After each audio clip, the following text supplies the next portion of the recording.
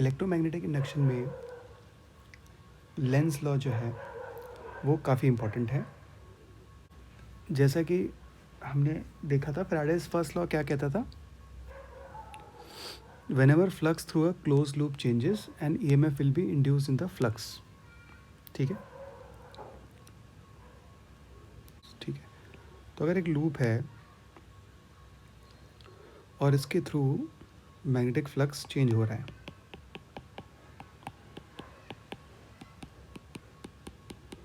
तो इसमें current induce होगा। इलेक्ट्रोमैग्नेटिक इंडक्शन में लेंज लॉ की क्या इंपॉर्टेंस है? Lenz law basically gives us the direction of induced current. ठीक है, तो Lenz law says that induced current will oppose the cause that created it।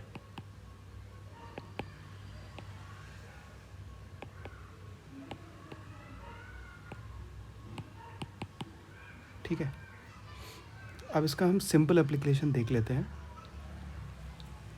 तो ये भी लॉज ऑफ इलेक्ट्रोमैग्नेटिक इंडक्शन के अंदर में आता है। तो पहले जो हमने सीखा था वो ये कि अगर एक क्लोज लूप के थ्रू फ्लक्स चेंज हो रहा है तो उसमें करंट इंड्यूस होगी। ठीक है, और इसके लिए हमने फ्लक्स डिफाइन किया था। तो हमने कहा था कि अगर सपोज़ ये जो मैग्नेटिक फील्ड है इसका मैग्नीट्यूड b है, ठीक है, और ये जो लूप है इसका एरिया a है, ठीक है, तो फ्लक्स पासिंग थ्रू लूप कितना हुआ?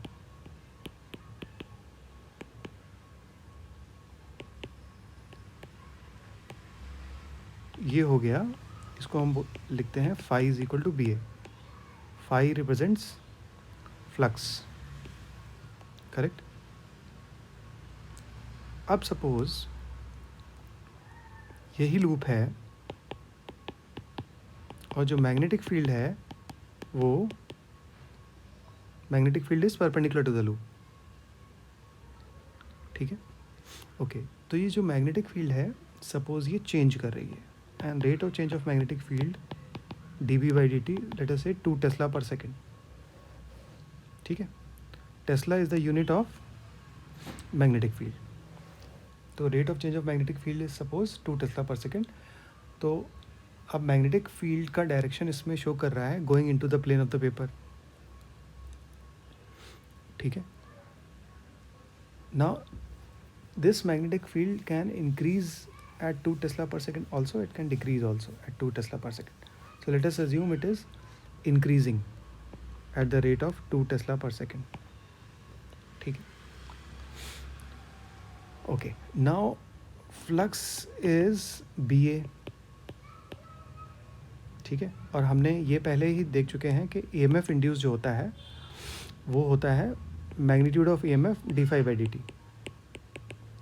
तो अगर हम d by d t of phi करेंगे, फाई की वैल्यू जो बी ए है, तो कितना आएगा?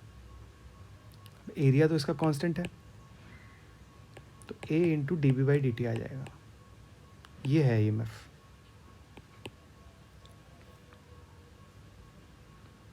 ठीक है, तो अगर EMF अगर d B by d t हमारा इंक्रीज हो रहा है तो EMF इतना आएगा। तो इस EMF की वजह से इंड्यूस करंट की डायरेक्शन क्या होगी, या इंड्यूस करंट की डायरेक्शन या तो क्लॉकवाइज होगी या एंटी क्लॉकवाइज होगी, दोनों में से एक तो होगी, पर कौन सी होगी इन दोनों में ये लेंज लॉ से डिसाइड होता है। ठीक है, तो अब हमें उस स्टेटमेंट का ध्यान रखना है। लेंज लॉ का स्टेटमेंट है induced current in such a manner it will oppose the cause that created it। यहाँ पर induced current क्यों आ रही है? कॉज क्या है? कॉज ये है कि मैग्नेटिक फील्ड इंक्रीज कर रही है। ठीक है, तो अब इसको अपोज कैसे किया जाए? अब यहाँ पर जो रिक्वायरमेंट है जो हमें पता होना चाहिए वो ये है कि करंट कैरिंग लूप, मान लो अगर इस मैग्नेटिक फील्ड को अपोज करना है, जो इंक्रीजिंग मैग्नेटिक फील्ड है इसको अपोज करना है, तो इस वायर में current should flow in this direction, मतलब एंटी क्लॉकवाइज। उससे क्या होगा? उससे ये होगा कि अगर इस वायर में ऐसे करंट फ्लो कर रही है, तो इस करंट की वजह से जो मैग्नेटिक फील्ड आएगी वो कमिंग आउट आएगी, ऐसे। कमिंग आउट को हम ऐसे रिप्रेजेंट करते हैं, इस डायरेक्शन से। This is for going in and this is for coming out of the plane of the paper. Magnetic field coming out. तो अगर इसमें करंट ऐसे फ्लो करती है तो मैग्नेटिक फील्ड कमिंग आउट होगी, तो मैग्नेटिक फील्ड की डायरेक्शन ऐसे होगी, ठीक है। Now this is oppose to the direction of the, this is oppose to the cause. What is the cause? Increasing magnetic field in downward direction. तो ये जो है, अगर हम गोइंग इन डायरेक्शन में मैग्नेटिक फील्ड को इंक्रीज कर रहे हैं तो करंट ऐसे इंड्यूस होगी कि उस कॉज को, मतलब इंक्रीजिंग मैग्नेटिक फील्ड को अपोज करेगी, मतलब उसके अपोजिट डायरेक्शन में मैग्नेटिक फील्ड जनरेट करेगी। और अगर इस लूप को अपोजिट डायरेक्शन में मैग्नेटिक फील्ड जनरेट करना है, मतलब कमिंग आउट डायरेक्शन में मैग्नेटिक फील्ड जनरेट करना है, तो इस लूप में करंट का डायरेक्शन एंटी क्लॉकवाइज होना पड़ेगा। बस इतना ही है लेंस लॉ, ठीक है। अब अगर मान लो यही मैग्नेटिक फील्ड गोइंग इन होती,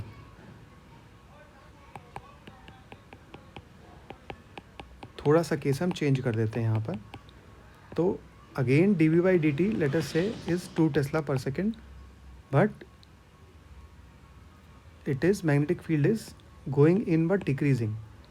So B is going in and decreasing with time. अगर ऐसा है तो अगेन लूप में करंट इस तरह से जनरेट होगी such that resultant magnetic field should oppose the cause. Cause क्या है? Decreasing magnetic field. Cause है इंड्यूस करंट का कॉज क्या है? Electromagnetic induction. इलेक्ट्रोमैग्नेटिक इंडक्शन का कॉज क्या है? अगर हम देखें अपोजिस द कॉज, तो इंड्यूस्ड करंट का कॉज क्या है? इसका कॉज है EMI हो रहा है। इंड्यूस करंट का कॉज, या ऐसे बोलते हैं इंड्यूस करंट का कॉज है इंड्यूस्ड EMF। इंड्यूस्ड EMF का कॉज क्या है? Phenomena of electromagnetic induction. Electromagnetic induction का कॉज क्या है? चेंज इन फ्लक्स, ठीक है। तो इस कॉज को अपोज करना है, तो फ्लक्स डिक्रीज कर रहा है ना, फ्लक्स डिक्रीज कर रहा है क्योंकि magnetic field is going in and decreasing with time, ठीक है। तो इसको अपोज करने के लिए फ्लक्स को इंक्रीज करना पड़ेगा। तो इस लूप में करंट ऐसे फ्लो होगी कि उसकी वजह से जो मैग्नेटिक फील्ड हो वो गोइंग इन हो such that it supports the external magnetic field, क्योंकि external magnetic field going in में डिक्रीजिंग है। तो उसको अपोज कैसे करना है कि मैग्नेटिक फील्ड जो गोइंग इन है, जो डिक्रीजिंग है, वो डिक्रीज ना हो। तो उसको इंक्रीज करने के लिए उसी डायरेक्शन में मैग्नेटिक फील्ड जनरेट करना है। तो अगर magnetic field going in direction में जनरेट करना है तो इस लूप में करंट जो है वो क्लॉकवाइज होनी पड़ेगी, करेक्ट। तो in this case induced current will be clockwise,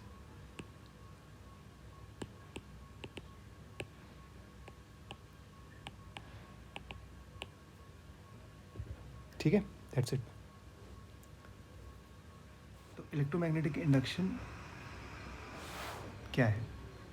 so definitely it has something to do with electricity, something to do with magnetism also. तो इलेक्ट्रोमैग्नेटिक इंडक्शन की शुरुआत क्या होती है, कहाँ से होती है? तो सबसे पहले आता है, एक एक्सपेरिमेंट किया था ओएरस्टेड. ओएरस्टेड नाम से साइंटिस्ट था. इसने एक्सपेरिमेंट किया था कि एक करंट कैरिंग वायर था. So what he did he brought a magnetic needle near this current carrying wire. तो उसने ये देखा कि नीडल डिफ्लेक्ट होती है. ठीक है, तो मान लो, तो उसने कहा कि अगर नीडल डिफ्लेक्ट होती है तो इसका मतलब क्या है? इसका मतलब current carrying wire produces magnetic field. ठीक है, तो bringing a magnetic needle near a current carrying wire caused deflection in the needle. This proved that current carrying wire produces magnetic field. So let us write that. पहला fact तो ये है, a current carrying wire creates magnetic field around it.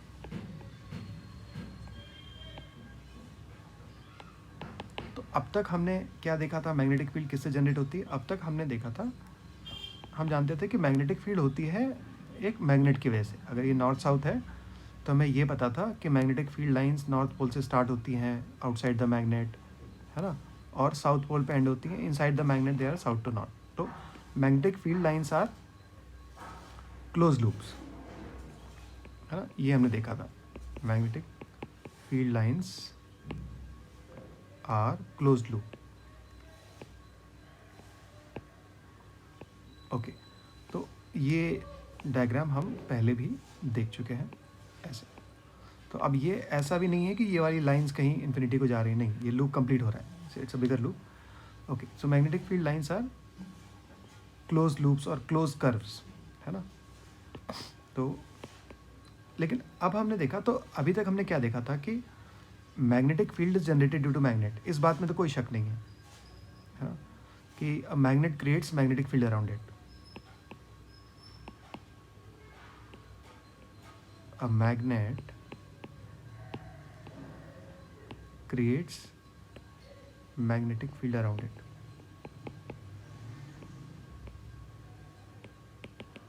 लेकिन अब हम देख रहे हैं कि मैग्नेटिक फील्ड के लिए ज़रूरी नहीं है कि मैग्नेट हो हमारे पास. अगर हमारे पास करंट कैरिंग वायर है तो उसके अराउंड भी मैग्नेटिक फील्ड क्रिएट हो जाती है. ठीक है, तब ये सोचा गया कि अगर करंट से, मतलब अगर इलेक्ट्रिसिटी से मैग्नेटिक फील्ड जनरेट हो जाती है तो क्या इसका रिवर्स भी पॉसिबल है?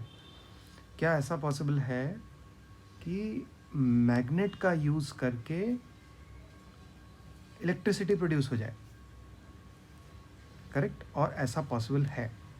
मैग्नेट का यूज़ करके इलेक्ट्रिसिटी प्रोड्यूस की जा सकती है just out of nowhere. Magnet का यूज़ करके, और in fact this is the way electricity is produced. ठीक है, तो उसका एक्सपेरिमेंट क्या था? That experiment, so how to use a magnet to create electricity, which is reverse of Oersted experiment, है ना.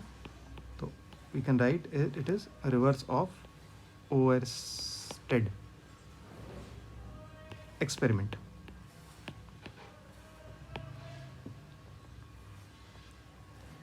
तो इसमें क्या किया गया? This experiment was done by Faraday.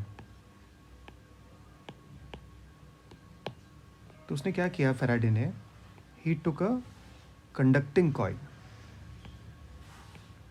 means simply a coil made of conducting material, conducting coil, circular closed wire. ठीक है, अच्छा, तो then what he did is he took a magnet and then he brought the magnet closer to it. So what he saw that a current was induced in the coil. ठीक है, तो हमको कैसे पता कि करंट इंड्यूस होगी?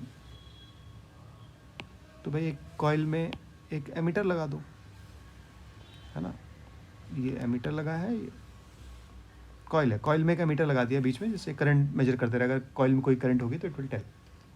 तो ठीक है, तो जैसे ही मैग्नेट को क्लोज लाया गया, कॉइल में करंट पाई गई, ठीक है। This current was out of nowhere, सिर्फ मैग्नेट को, और ये भी देखा गया सिर्फ मैग्नेट को क्लोज लाने की वजह से करंट पाई गई, मैग्नेट को दूर ले जाने से भी करंट पाई गई।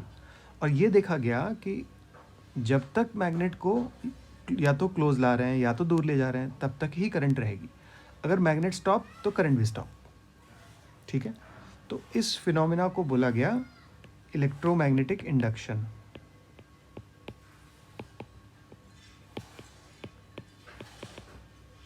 ठीक है, और इसी फिनोमेना का, है ना, तो जो प्रिंसिपल इस फिनोमेना में इन्वॉल्व है, same principle is involve in electricity generation in modern plants. जो भी पावर प्लांट्स होते हैं इसी तरह से इलेक्ट्रिसिटी जनरेट होती है। अच्छा, तो what he did is Faraday formed laws of electromagnetic induction based on his observations. ठीक है, तो इन लॉज को समझने के लिए, तो इसका एक्सप्लेनेशन ऐसे बोला गया कि क्यों इलेक्ट्रिसिटी जनरेट हो रही है। ये बताया गया कि मैग्नेट से मैग्नेटिक फील्ड लाइंस निकल रही हैं ऐसे, ठीक है।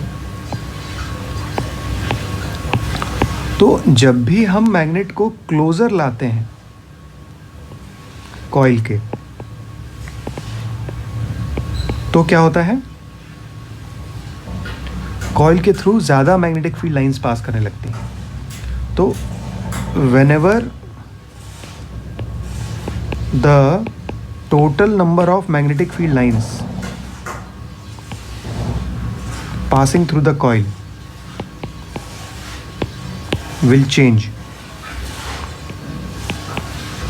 then there will be a current induced in the coil. Whenever the total number of magnetic field lines passing through a coil changes, a current is induced in the coil.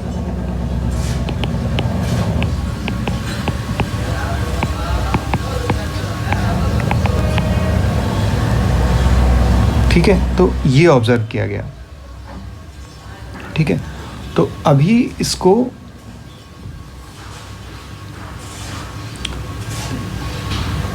Express करने के लिए Faraday gave laws of electromagnetic induction. तो अभी हमें इसको properly define करने के लिए we'll have to define something called magnetic flux. Magnetic flux through a closed loop। जब भी मैग्नेटिक फ्लक्स की बात होगी ये थ्रू अ क्लोज लूप हो जाएगी। तो इसको हम कैसे प्रेजेंट करते हैं और मैग्नेटिक फ्लक्स क्या रिप्रेजेंट करता है? तो magnetic flux is defined as magnetic field into area of the loop. तो अगर कोई ये लूप है, इस रीजन में सपोज मैग्नेटिक फील्ड है, ये मैग्नेटिक फील्ड B है, इस लूप का एरिया A है, तो B into A is the flux passing through this loop. Simple definition ये है। अगर मैग्नेटिक फील्ड लूप के परपेंडिकुलर नहीं है, अगर मान लेते हैं मैग्नेटिक फील्ड ऐसे है, तो हम मैग्नेटिक फील्ड का वो कंपोनेंट लेते हैं B इंटू A में जो which is perpendicular to the loop. ठीक है, तो अगर ये एंगल थीटा है, ठीक है, तो flux becomes B cos theta into A, so becomes BA cos theta. तो फ्लक्स को ऐसा भी कहा जाता है कि it is a dot product of DNA। ठीक है, तो एनीवे फ्लक्स हमने डिफाइन कर दिया। मैग्नेटिक फ्लक्स डिफाइन कर दिया। अब फेराडेज का first law of electromagnetic induction, Faraday's laws of electromagnetic induction, इसमें अब हम फर्स्ट लॉ पे आएंगे। तो फर्स्ट लॉ क्या है? Whenever magnetic flux passing through a coil changes, whenever magnetic flux passing through a coil changes,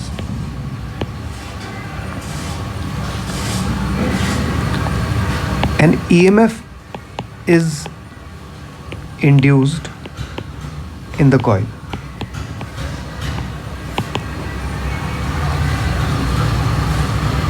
And therefore a current is induced in the coil.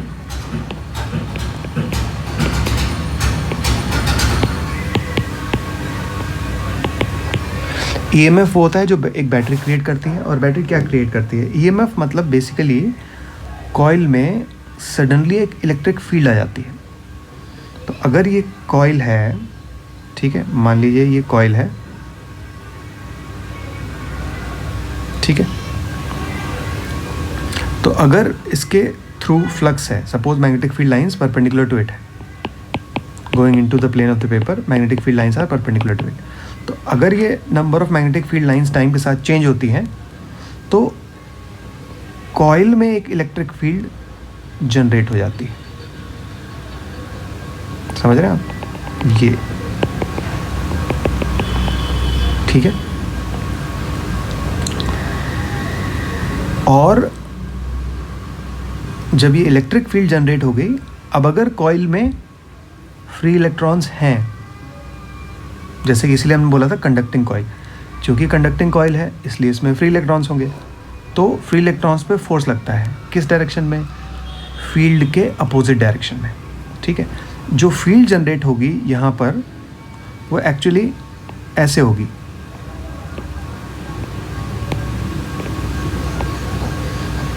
अगर current की direction, if the magnetic field is inwards and increasing,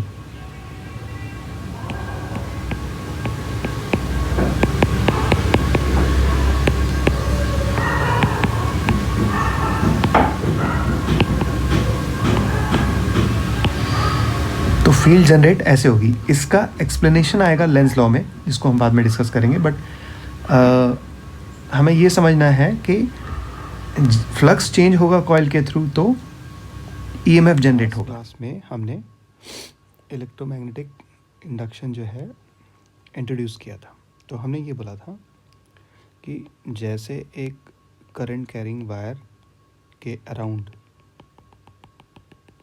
magnetic field आ जाती है, correct?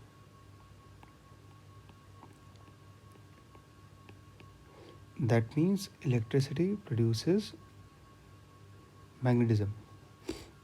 एक current carrying wire के चारों तरफ circular shape में मैग्नेटिक फील्ड लाइंस होती हैं which are closed curves.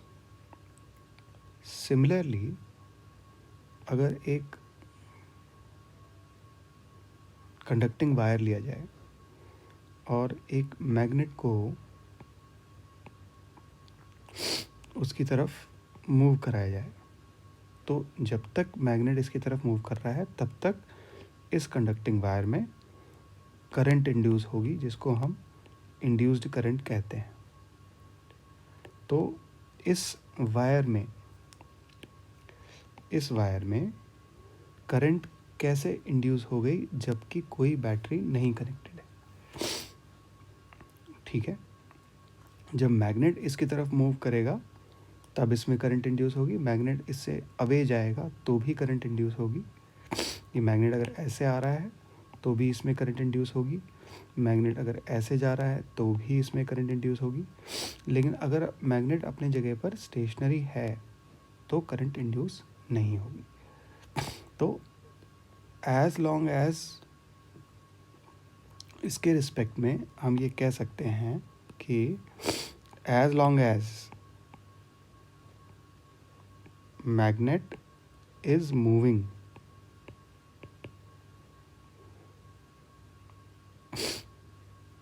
with respect to coil, a current is induced in the coil.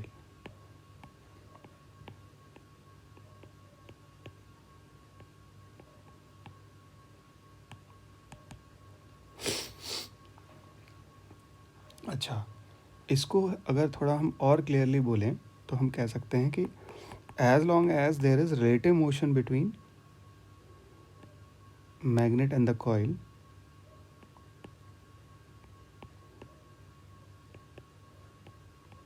relative motion, as long as there is relative motion between, थोड़ा writing में, between magnet and coil,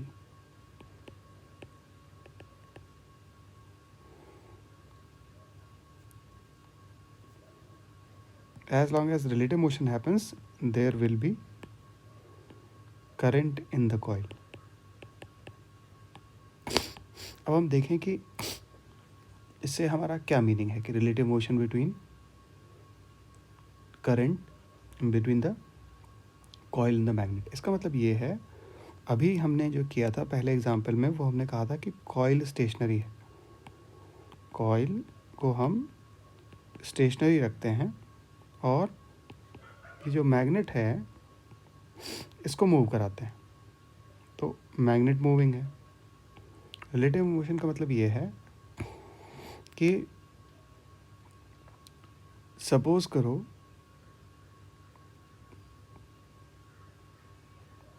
magnet stationery हो जाए और coil moving हो जाए, या तो towards the magnet या अवे फ्रॉम द मैग्नेट।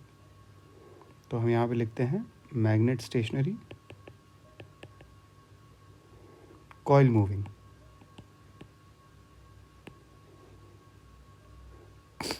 इस कंडीशन में भी there will be an induced current in the coil. तो हम लिख सकते हैं although magnet is stationary but since the coil is moving therefore there is relative motion between the magnet and the coil, and as long as there is relative motion between magnet and coil the a current will be induced in the coil. क्यों induce होगी उसकी भी हम बात करेंगे, last class में हम already उसकी बात कर चुके हैं पर फिर से करेंगे। तो अब एक और एग्जांपल लेते हैं। तो जब तक हमने कहा कि जब तक रिलेटिव मोशन होगा मैग्नेट और कॉइल के बीच में तब तक कॉइल में करंट इंड्यूस होगी। अब हम ऐसा एग्जांपल लेते हैं जिसमें मैग्नेट और कॉइल दोनों मूव कर रहे हैं लेकिन दोनों के बीच में रिलेटिव मोशन नहीं है। तो सपोज़ करो एक कॉइल है, उसकी स्पीड v है टूवर्ड्स राइट, मैग्नेट है उसकी भी स्पीड v है टूवर्ड्स राइट। अगर दोनों की स्पीड टूवर्ड्स राइट v है, correct, so there is in this condition there is no relative motion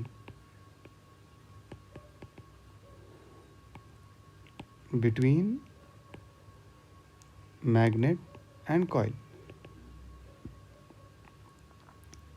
correct।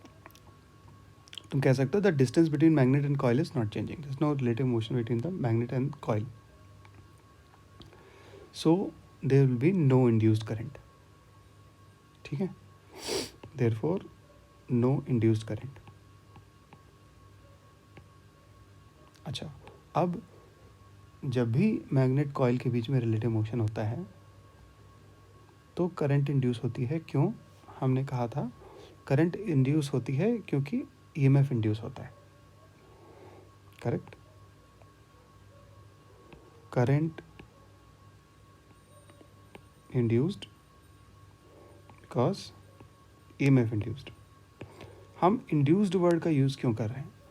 अगर हमने कॉइल को बैटरी से कनेक्ट किया होता और करंट फ्लो की होती तो हम उसको इंड्यूस्ड करंट नहीं बोलते, करेक्ट। तो इंड्यूस्ड करंट हम इसलिए बोल रहे हैं क्योंकि there is nothing in contact with the coil, something is making a current flow in the coil by influencing the coil from a distance, that's why induce current. Induction वही कहते हैं। Okay तो जब भी करंट है वो तो EMF की भी वजह से होगा, ठीक है। और EMF is nothing but electric field induce inside the coil. तो अभी हम इसको डिटेल में डिस्कस करेंगे।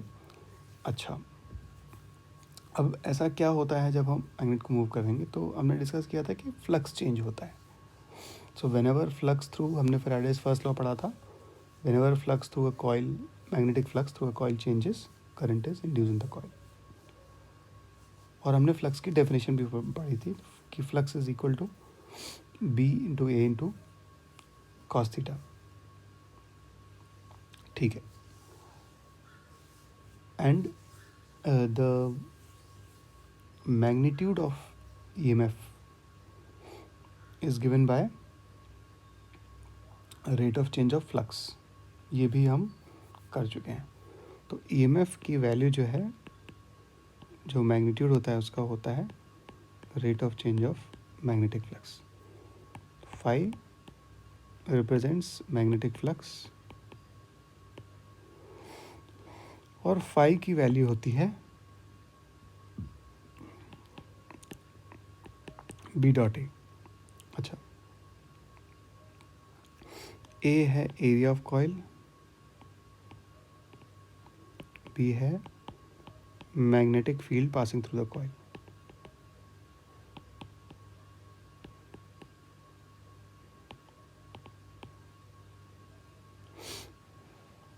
अब एरिया वेक्टर कैसे हो गया? एरिया वेक्टर, अगर एक कॉइल है और ऐसे करंट पास कर रही है, curl your fingers along the direction of current in the coil, then your thumb will give the direction of area vector. So curl your right hand fingers along current in coil, then your thumb gives direction of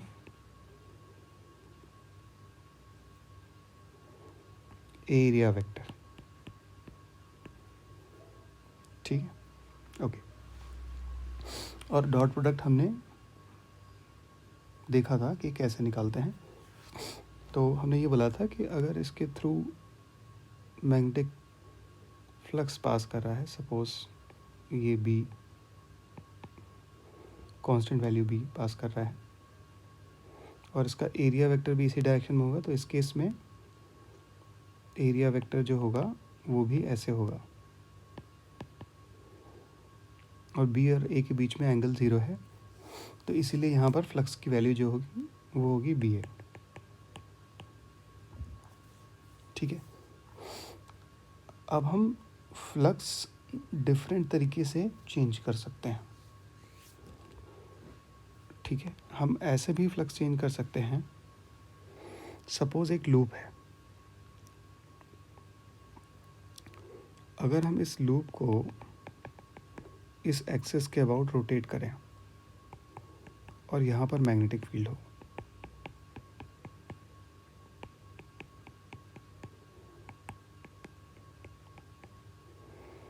तो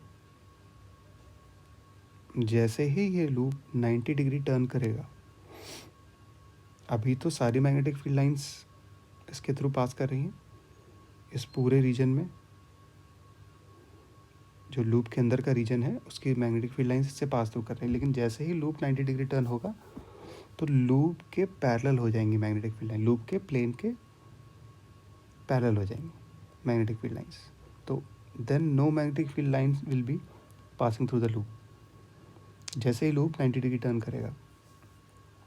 तो इस तरीके से भी flux change हो सकता है।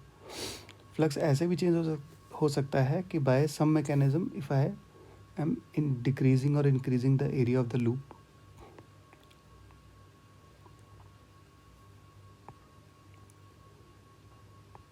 flux can change by changing area of the loop.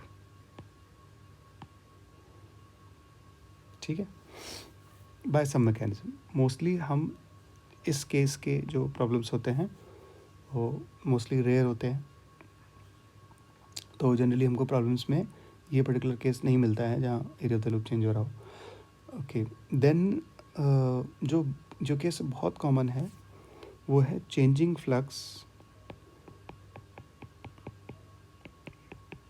When a loop enters और एग्जिट्स अ मैग्नेटिक फील्ड. तो सपोज करो एक स्क्वायर लूप है, ये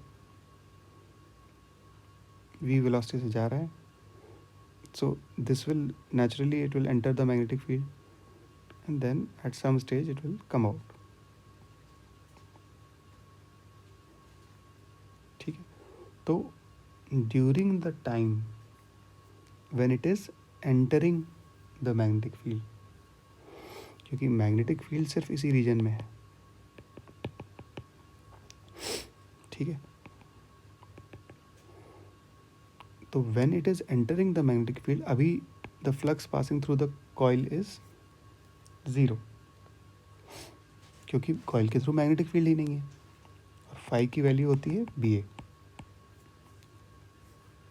तो जैसे जैसे ये इनसाइड जाएगा, जिस समय while entering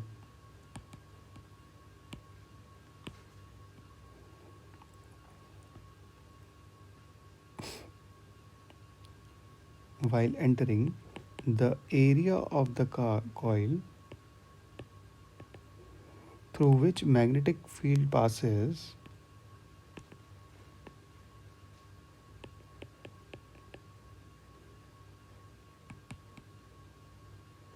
will increase.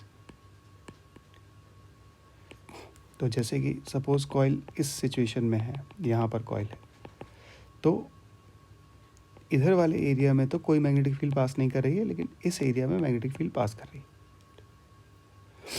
अब तो कॉइल तो ऐसे मूव कर रही है, तो जिस एरिया के थ्रू मैग्नेटिक फील्ड पास कर रही है वो एरिया इंक्रीज करेगा, तो फ्लक्स इंक्रीज करेगा. Once the coil has completely entered into the magnetic field, उसके बाद फ्लक्स चेंज नहीं करेगा. तो सपोज इस रीजन में मैग्नेटिक फील्ड है,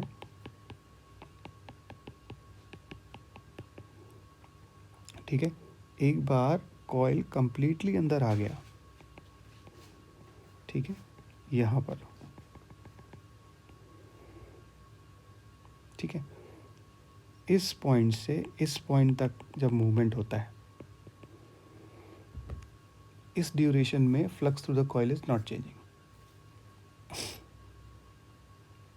तो कॉइल में कोई इंड्यूस करंट नहीं है while this journey.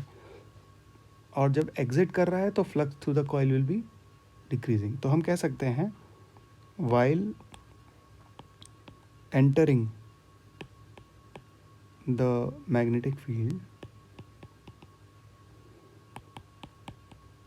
Flux through coil is increasing. So therefore we'll get induced current in the coil.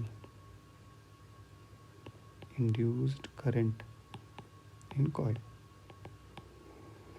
Then हम लिख सकते हैं while exiting the magnetic field, flux through coil is decreasing, so therefore induced current in the coil.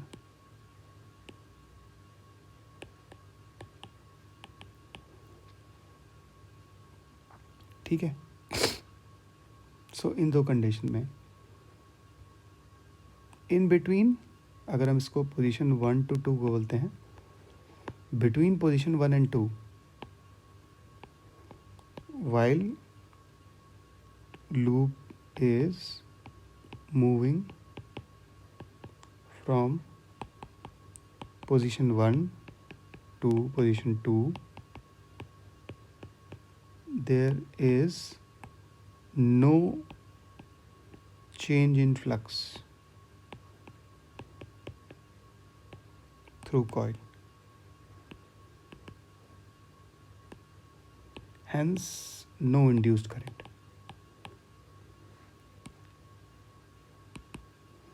Correct?